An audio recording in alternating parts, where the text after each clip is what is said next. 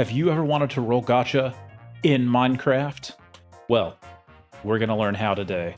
I'm the Lumble Lumberjack, and we are looking at several different ways that you can randomize things in Minecraft. So let's jump right in. I'm guessing that you might be already familiar with droppers and dispensers, but just as a quick review, you put things inside of the dropper or dispenser, and if you power it, it drops a random item from any of the slots. So any slot in here has a 1 in 9 chance of being selected if they're all full, or if there are fewer items, it's a 1 in however many items are still in the dropper / dispenser. But we can leverage this. Remember that non-stackable items like swords and other tools give different outputs in a comparator than stackable items like droppers that go up to 64. So if we drop something into a hopper that's non-stackable like a sword, we're going to get an output of 3. And so that's going to travel down and do something over there. But if we only get the stackable item, we're only going to get an output of 1. And so something else might happen. So what we can do is leverage the fact that we're getting different signals to produce potentially different results. If I can get anything other than the stackable item. There we go. So you see, when we got that signal strength of 3, we were able to do something over on that side, but anytime we get the stackable item into the hopper, it's giving us a signal strength of 1.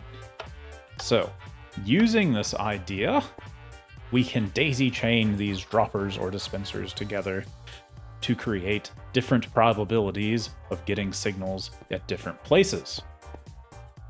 And that's what this is for. Say you've got some items like diamonds, diamond blocks, and netherite, but you don't want the same probability that they'll be dispensed. You can set up something like this. So we've got the same sort of setup here, a stackable item, a non-stackable item going into a dropper, and we're going to use a comparator to read the output. If we only get a signal strength of 1, we're going to pass on to the next one in the line, but if we get a signal strength of 3, we're going to dispense a diamond. Similarly, if we go on to this one in the chain, we've got 2 non-stackable items and a stackable item. So if one of the stackable items gets put in the hopper, we're going to continue on in the chain. But if one of the non-stackable items goes, then we're going to drop a diamond block. And if we manage to get all the way over here, then we'll get some netherite. And so we can see what happens here. All right, looks like we got a stackable item and then a non-stackable item. So we expect a diamond block to come out of this dispenser over by my feet. And that's what we got. 1 block of diamond. Now, similarly, if we run it again, we see, that time we must have gotten the non-stackable item. And so we're expecting to get a diamond out of this dispenser at my feet. And yes, we got 1 diamond. So, you can customize the probabilities that you move on or dispense something by changing the slots that are filled with stackable items versus non-stackable items. And it's a bit bulky to move around like this, but it is tileable, and that's pretty nice. All right, moving on. For this next randomization method, we're going to make use of the fact that comparators can send different signals based on the inventory that they're reading. And of course, the fact that you can break a shulker box and it will retain its ingredients. So, if you have a shulker box, dispenser, and breaker, and you fill the shulker boxes with different amounts of non-stackable items, each of these shulker boxes is going to give a different output when read by a comparator. And so what we can see is, when we dispense a shulker, we're going to get a certain signal length. And once we isolate that signal, we can tell it to dispense something. If we were to put that back in our dispenser and pick a different shulker, like the purple one, we're going to get an output at a different slot. And we see that, for any of these in which we get a different shulker with a different amount of non-stackable items, we get a different redstone length. Now, if you want to isolate that redstone signal, you have to be a little clever. So we've got a signal coming out of the shulker box, and that's going to send a signal all the way down to here based on the inventory. But if we only want this torch to light up, we need to make sure that all of the other ones are powered. So what we can do is read the same signal from below, put that into a comparator that's in subtraction mode, send that all the way down, and then we see, now, because it was in subtraction mode, this is the difference, and we're going to get all of the others powered so that only the one we want will remain powered. But that's not really what we're focusing on. We want to learn about randomization techniques. Now, some of you might guess what's going on here just by the look of it, and if you guessed we're going to be using a camel, you would be correct. So if we come in here and put a camel in, we see, the camel is going to walk over the tripwires, which gives us a redstone signal.